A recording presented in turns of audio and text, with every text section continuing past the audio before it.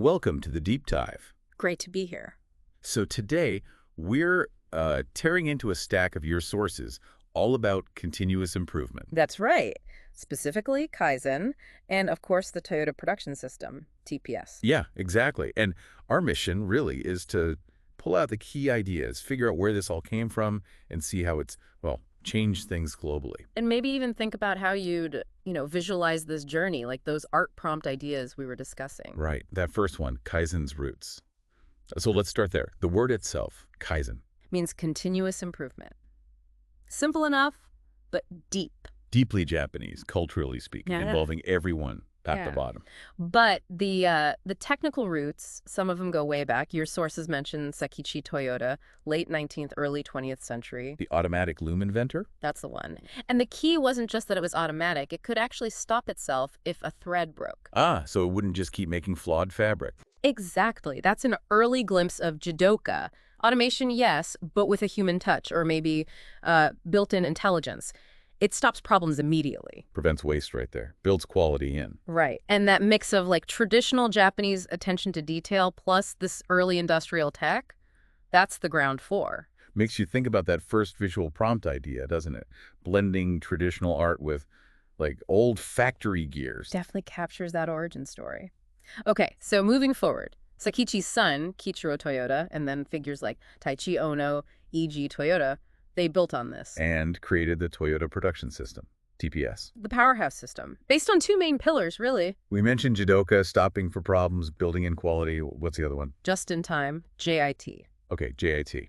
Heard the term a million times. What does it really mean in practice? It means you only make what's needed when it's needed and only in the amount needed. It's pulled by actual demand. So no massive warehouses full of unsold cars. Ideally, no. It avoids that huge waste of inventory. It relies on tools like Kanban.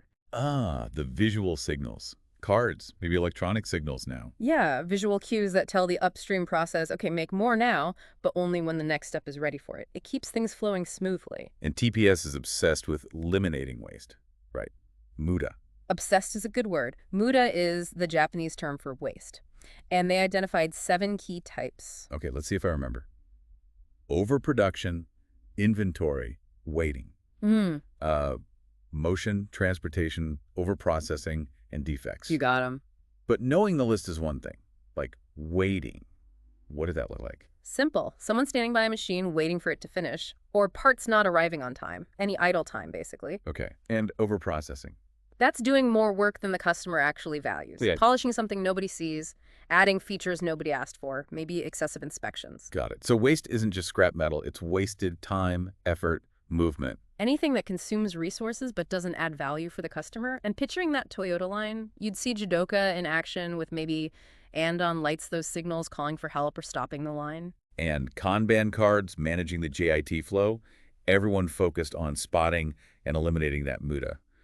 That's the second visual, right? The Toyota Kaizen revolution. Absolutely. A dynamic system in action. So this incredibly effective system developed at Toyota. How did it break out into the wider world?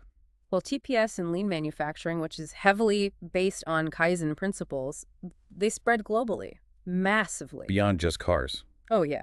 Aviation, other manufacturing, healthcare, even banking and finance. You have organizations like the Kaizen Institute helping companies implement this stuff everywhere. The sources mentioned NUMMI, the GM Toyota venture in the U.S. Right, a classic case study. Fascinating, really. Trying to merge these Japanese principles with American auto culture and labor relations. They're the challenges. Big ones. Different ideas about job roles, flexibility, management styles. But it also showed significant improvements in quality and efficiency were possible. It proved the concepts could travel, even if it wasn't always smooth sailing. And even in that specific manufacturing case study source where they were trying to cut lead time. Yeah, you see them applying the tool's value stream mapping to find the waste. But also hitting roadblocks like messy data or needing better visual management right there on the shop floor. The Gemba. The Gemba, where the actual work happens. Right. It shows the principles are universal, but the application needs local adaptation. Which really speaks to that third visual idea, global Kaizen influence.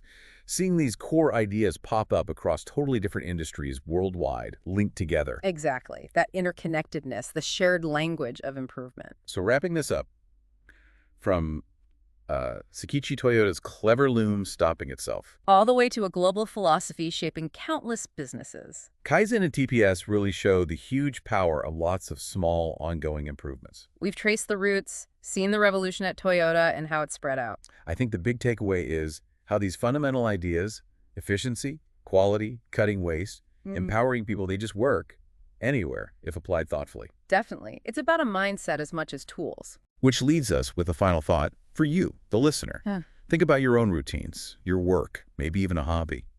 Where could just a little bit of continuous improvement, that Kaizen spirit, make the biggest positive difference for you? Good question to ponder.